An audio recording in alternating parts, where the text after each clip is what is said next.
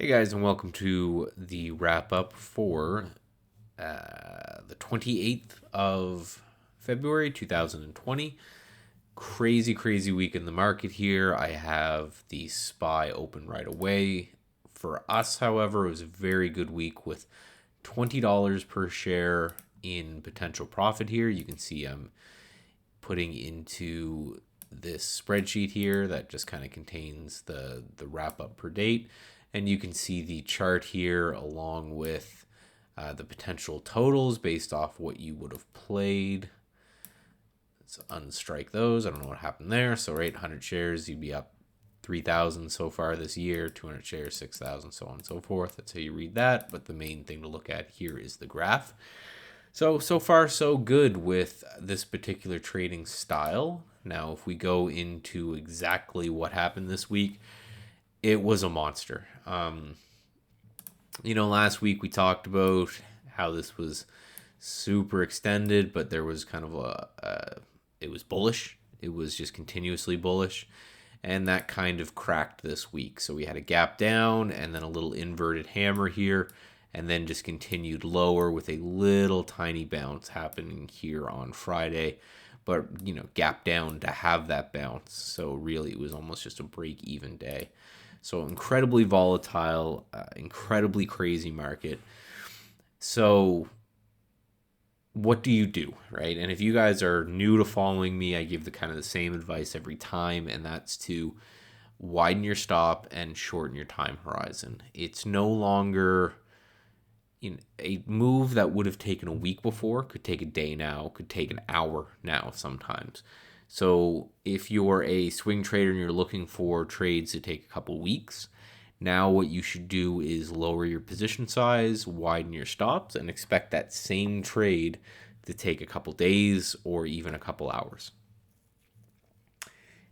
Whatever you do, it should have reducing position size and increasing that stop loss, so that you're risking the same amount and you're adapting to the volatility. If you're trying to get away with the same style trading that you were in through here, it's not going to work when this happens. So just take some time this weekend and go through whatever your trading plan is. If you don't have a trading plan, stop trading until you have one. And just say, okay, I know that the volatility is increased. Therefore, I need to kind of tighten everything up and adapt my style, knowing that, maybe before an uptrend, a wiggle would look like this. So you could kind of put your stop here and you could put your stop here and you could tighten up your stop as you go. Now it still may be in an uptrend, but it's going to more look like something like this.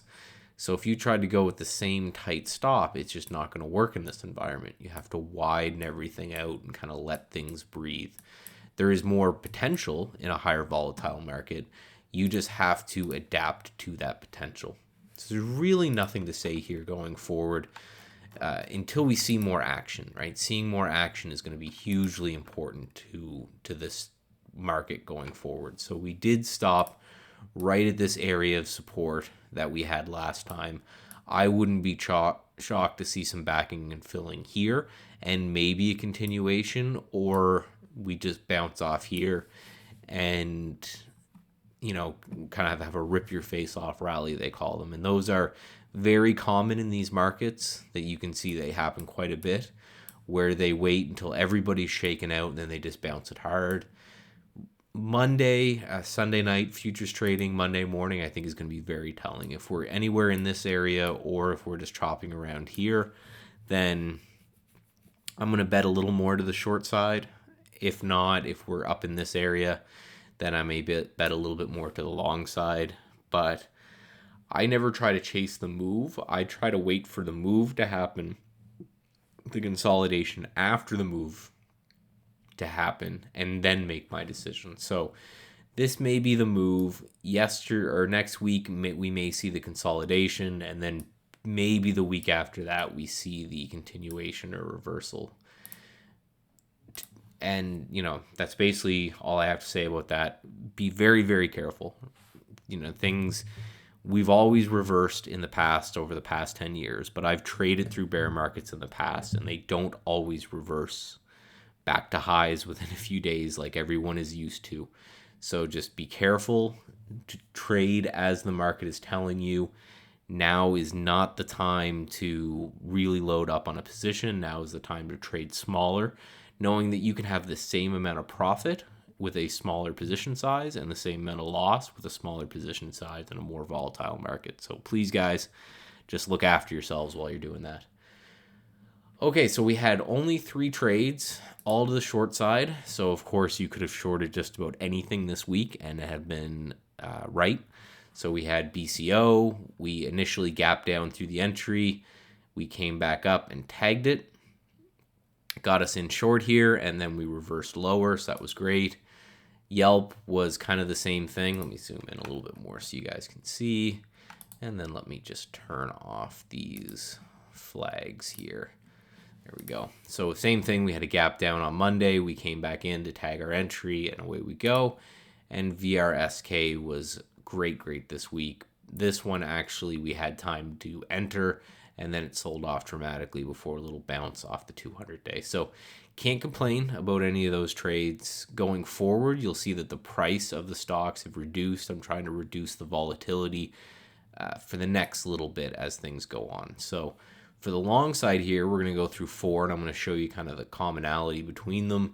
But spoiler alert, it's relative strength. So REI had this pro gap, we like to call it. So the stock was selling down here and then gapped all above what it sold. So anybody who was short here is now trapped, and anybody who sold in this area is now really regretting it. That's why they call them pro gaps. Alarm, ALRM, alarm.com, same type of thing, except this is just a bullish engulfing candle. So we have this upward trend. Again, always keep in the back of your head, the market did this week. So while I'm looking at stocks, I'm looking for stocks that didn't do that. This has a 25% short float, and it had a bullish engulfing today, and it's above its 200-day moving average. I think this one has the potential to continue higher. HZNP, this one came down, filled the gap perfectly, still some relative strength to the overall market, and then did a piercing pattern where it gapped down and it was able to close slightly green on the day. And FLWS, look at the strength on this in comparison to the market, where the market is selling off dramatically, and this is still holding its trend line and looking to push higher. So that was kind of the synopsis there in the long plays, is taking a look at the market, saying the market's selling off, let me find stuff that isn't. VStat, in case we roll over, here's a potential bear flag, big strong push down, and then this little chop sideways. So if we continue to break, these bear flags are pretty good continuation patterns. ZLab is a big strong push down and then a gap down. It's just been consolidating around here. So potential another bear flag looking here. ACA is a potential gap down under support. So we have the support area here. We gap down under the support. We came back and we tagged it yesterday, and it reversed, and we got a little bit close to it today. So this is more betting of a support turning into resistance type of a play to see if we kind of coil back over here. And last but not least is CCOI. And CCOI, we're basically just kind of playing this really weird candle that shook out a lot of hands in this area. If this pushes higher, I'm no longer interested, but if we coil back down through here, then it's gonna, all the people who kind of bought in this area, I think, are gonna jump ship on this one. So that's what I'm looking at for this week. A wild week, again, just words of caution. I'm not going to tell you the sky is falling and everything's done. I think that's craziness, but just be cautious. Understand that the market doesn't always go up, and sometimes it's just going to have to take a beating for a while in order to shake out the loose hands, and to it's healthy action to have these pullbacks, generally not this dramatically. It's just the markets, right? They go up, they go down. Your job is to adapt to them as they change. So make sure you're doing that, and you're doing it safely in this crazy environment.